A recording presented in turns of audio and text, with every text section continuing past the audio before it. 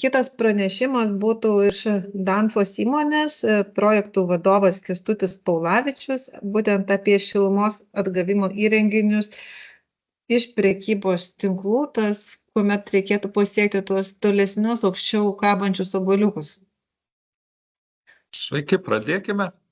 Papasakosiu apie šilumos atgavimo įrenginį. Kalbam dažnai vadinam jį HRU, iš anglų kalbos, Heat Recovery Unit. Toks gana paprastas pavadinimas. Taigi, šiek tiek apie Danfoss.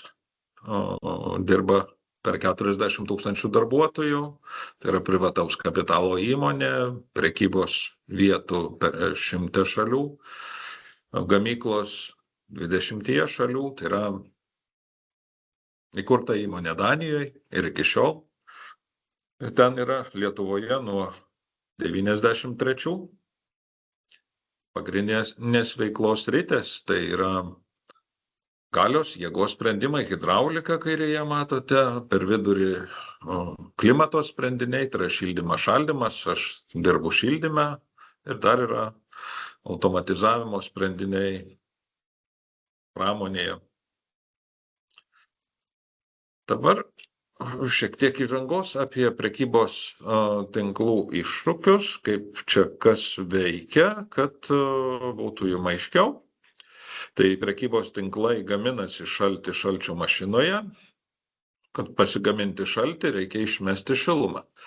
Tai yra prekybos tinklų, kurie nerekuperuoja, neatgauna šilumos, o visą energiją perkasi iš šilumos tiekimo įmonių, gaminasi įvairiais šildytuvais. Na, čia toks scenarijus A. Scenarijus B. Bando atgauti šilumą senesniais arba individualiai sukonstruotais sprendiniais, dėl ko turi rūpesčių. Kiekvienas renginys sukurtas individualiai, ilgainiui netekęs paramos ar aptarnavimo, sustoja ir neveikia taip, kaip buvo planuota. Šitam klausimui spręsti Danfoss šildymo ir šaldymo inžinieriai sukūrė įrenginį, mato tokį gaminį, tai yra kelios dvi akumuliacinės talpos, per vidurį įranga šilumai perduot. Iš esmės, šilumos atgavimo įrenginys tai yra prietaisas paimti perteklinę šilumą iš šalčio mašinos, perduoti ją į pastato švok sistemą ir jeigu trūksta, pasipildyti ją iš išorinio šaltinio. Šitos sistemos tampa populiarios tuomet, kuomet pramonėje ar šalčio ūkyje pradedamas naudoti anglies dvideginis, dėl kurio turime galimybę gauti aukštesnių temperatūrų. Taip pat galime pasidžiaugti, kad yra pavyzdžių, kai įranga atsiperka per 1,5 metų. Kaip tai atrodo? Taip, šilumos atgavimo įrenginys jungiasi prie šalčio mašinos ir perduoda šilumą į pastatą. Tai yra standartinis gamyklinis sprendinys. Čia norėčiau parodyti jums svarbų dalyką, į ką mes kreipiame dėmesį ir kalbame ne tik su prekybos tinklus aptarnaujančiais, bet ir su pačiais užsakovais ir juos motyvuojame perprojekti šildymo sistemas, kad jos būtų ne aukštatemperatūrės, o kad jos keliautų link žemesnių temperatūrų. Jūs matote pavyzdį 40 kelių kilovatų šalčio poreikiui, vieta Kaunas, simuliuota su programa PAC Calculation Pro, tas kas nori gali pasižaisti. Jūs matote, kad šalčio apkrova 100 dalių, vidutinis naudingo veiksmo koeficientas RT3, energijos sąnaudos šalčiui gaminti ir šilumos atgavimo potencialas. su aukštom temperatūrom, kurios grįžta iš šildymo sistemos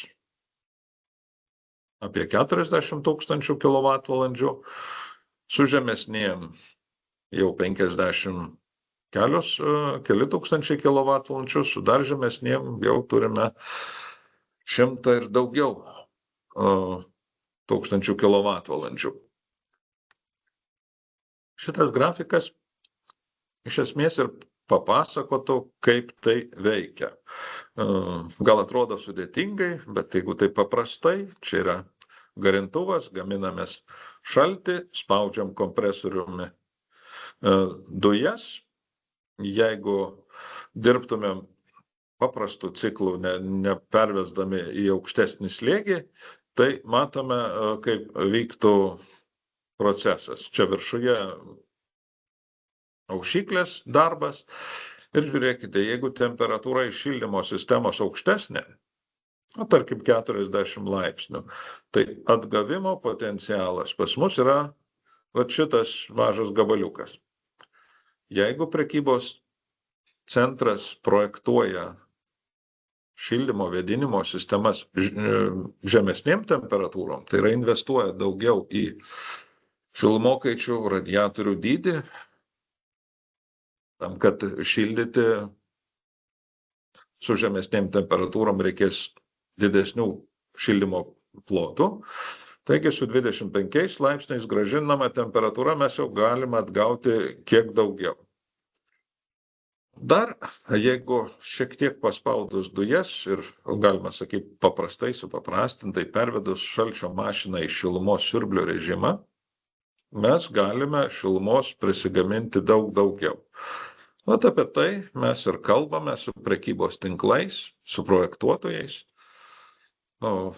Skatinam, raginam, kad prekybos tinklai projektuotų žemesnės temperatūras. Tai, manau, gerai ir šilumos tiekėjam, kurie pageidauja, kad temperatūros nebūtų karštos, negrįžtų karštos ir kad jie prarastų tiesiog nuostolius. Vat taip veikia sistema. Iš esmės, tuos 5-6 metus, kiek mes dirbam su šilumos atgavimo įrenginiais Lietuvoje, mūsų darbas yra parodyti prekybos tinklų savininkam, kad jie gali leisti projektuotojams projektuoti žemesnių temperatūrų sistemas ir sutarti, kad jie naudotų režimą pervedant šalčio mašiną į šilumos siurblį. Čia galėtų būti klausimų, kaipgi tai veikia. Apačioje galite pasižiūrėti žalia linija, tai yra elektros sąnaudų didėjimas, slegiant dujas. Ir bendras pagaminamas šilumos kiekis auga kaip. Tai čia paliekam lygią liniją, tai yra šalčio poreikis, tarkim, yra 100 kW. Ir mes tiesiog gaminame šilumos. Ir čia naudingo veiksmo koeficientai. Tai stengiamės dirbti kažkur tai pagal šitą pilką kreivę. Ir vidutinis naudingo veiksmo koeficientas yra kažkur tai apie tarp 3-4. Kol kas galbūt per daug tokios techninės informacijos stengiuosi supaprastinti.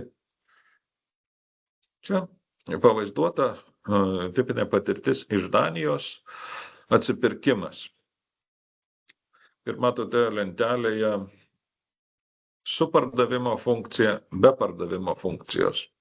Čia turime galvoje, kad jeigu šilumos atgavimo įrenginys parduoda šilumą atgal šilumos tinklam, tai lyginant dujom, elektra, centralizuotų šilumos tiekimu, jis parduodamas atsiperka greičiau, neparduodamas, šiek tiek ilgiau. Dėl pardavimo Lietuvoje mes, kaip ir kolega kalbėjo, kalbame su prekybos tinklais. Jie turi klausimų, nes parduodant šilumą prekybos centrui į šilumos tinklus, tai nėra jų tradicinė įprasta veikla prekiauti prekiamis.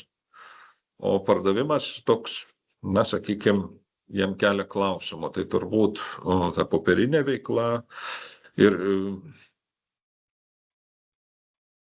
kita vertus maži šilumos kiekiai, nes šalčio mašinos vidutiniškai yra apie 100 kW galios, tai 100 kW nėra daug į centralizuoto šilumos tiekimo tinklą, kai tik matėte kalbos apie megavatus. Nors prekybos tinklų yra daug. Čia paskaičiavome, pavertėme pinigais, o atsipirkimą pamėnesiui. Matote, nuo 19 metų gruodžio iki 20 jau beveik žiemos. Prekybos tinklas atgauna pinigų, tiesa, šitas prekybos tinklas ar parduotuvė yra didelė, šalčio mašina yra didelė. Matote, kad žiemą kažkiek atgaunam, vasarą reikia tik tai karšto vandens.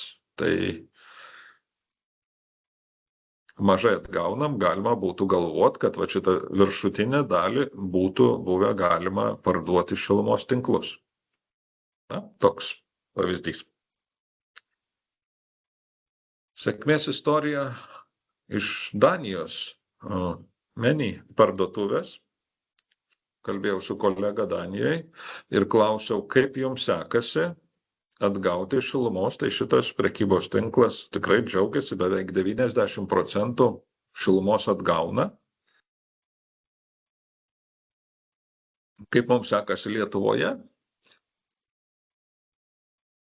Žiūrėjau prekybos tinklo rezultatus, atgaunam apie pusę šilumos.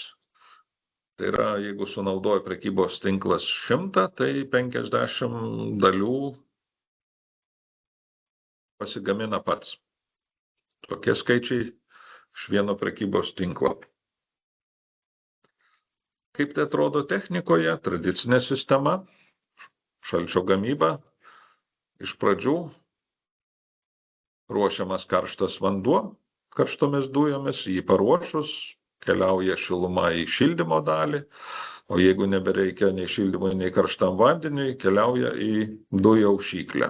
Taip atrodo tipinis, anksčiau buvęs sprendinys, kuom skiriasi dabar mūsų siūlomas sprendinys, kad užtenka vieno šilumokaičio, jau taupom investuotojų tūkstančius dėl šilumokaičio ir apvedimo sistemos, tai jungiame atgautą šilumą į talpas, va čia matot į apačią, ir toliau parodysiu, kaip tai įgyvendinama.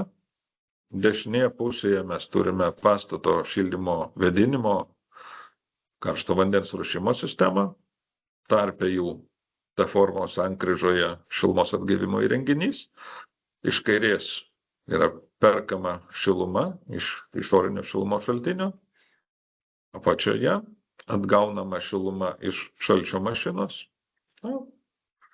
valdikliai tarpusavį sujungiami ryšiu ir šilumos atgavimo ryšys, atgavimo valdiklis pagal pastato sistemų pareikalavimus reguliuoja temperatūrą, kiek atiduot į sistemą.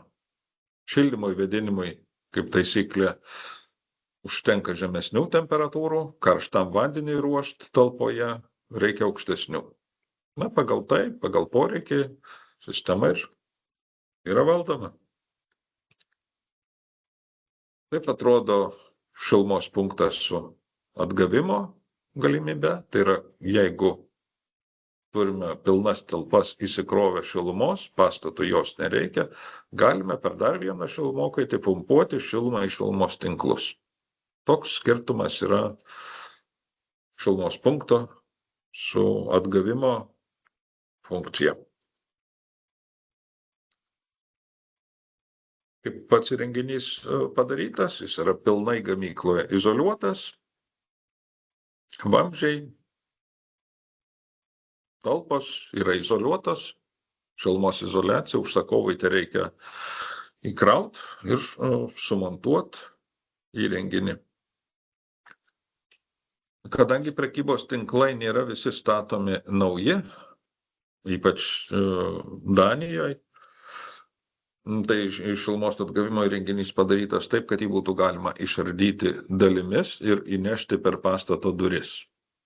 Tiesiog toks aktualus dalykas renovacijai senesnių prekybos tinklų. Gabaritai.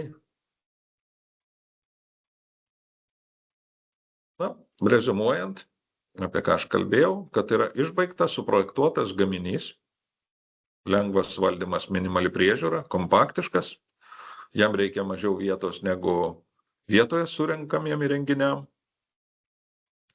pilnai izoliuotas, modulinė konstrukcija, pigiau atsivežt negu gabalais. Projektas yra tikrai paprastas, viskas aišku. Na, ir suprojektuotas aukštiem šilumos atgavimo standartam. Labai paprasta įdiegti į sistemą. Tai tiek iš manęs, aš šiandien greitai pakalbėjau. Dėkoju klausiusiem. Gal turite klausimų?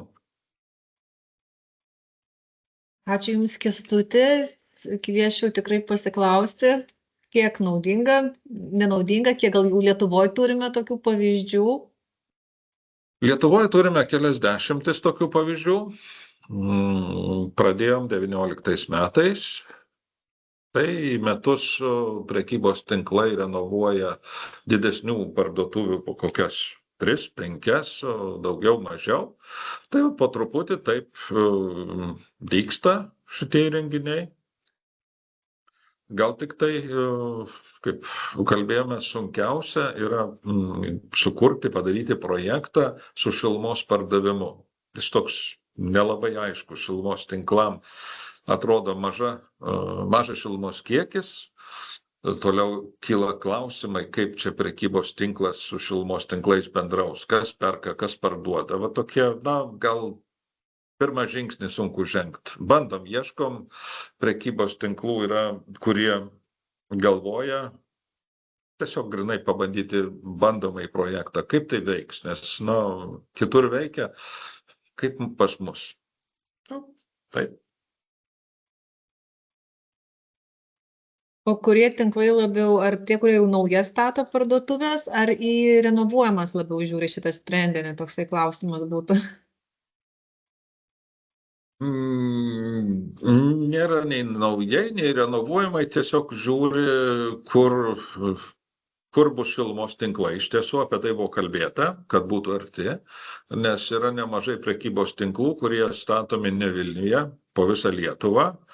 Daug kur atsiranda šilumos siurbliai, ne katilinės, tai tas toks. Ja. Ir prekybos tinklai dar negaliu įvardinti nei vieno, nes jie labai norėtų pasilaikyti tą informaciją savo, kuris ką daro. Čia yra jau toks, Ja. Tikėkime, bus paplitęs sprendimas vėliau. Taip, Artūrai, jūsų klausimas?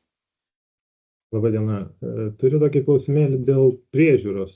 Kadangi sakėt, jinai yra nesudėtinga, bet tą priežiūrą atliekat jūs?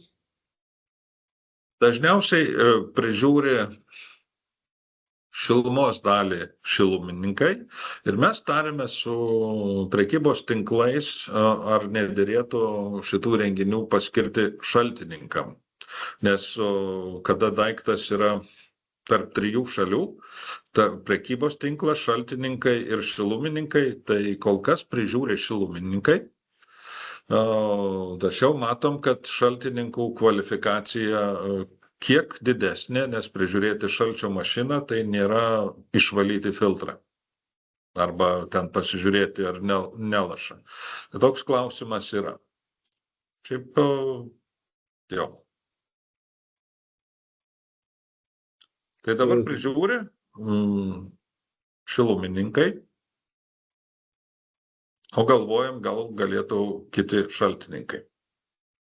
O kažkokią garantiją suteikėt, kokią į nepaslaptis? Visiems gamintojo gaminiam teikiam metus laiko garantiją dėl gamintojo dalykų, tačiau tokių dalykų, kad kas nors sugestų, praktiškai nėra. Vienas kitas būna dalykas, gal sugadinama montuojant, neapsižiūrėjus, bet tai sprendžiam. Jeigu yra skundų, sprendžiam. Supratau. Ačiū.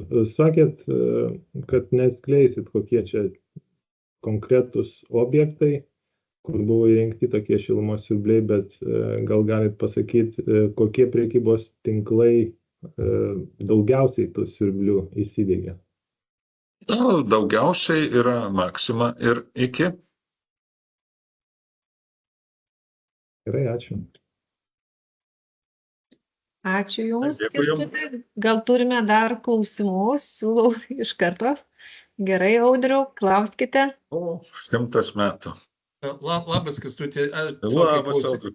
Tokį klausimą, o jūs ten šilumos kainą esat pasiskaičiavę kažkokią, tai kiek ten ta šilumos kaina pas jūs susidaro? Sunku pasakyti, kaip ją pasiskaičiuoti, iš elektros kainos skaičiuojam.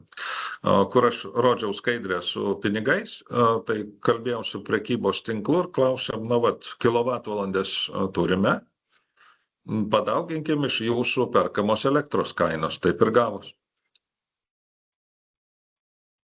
Tai kilovatvalandės kaina yra elektros, iš esmės, ją galima ir žiūrėti.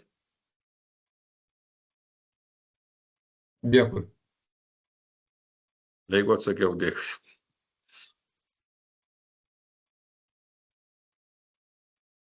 Liktai nematau daugiau rankyčių.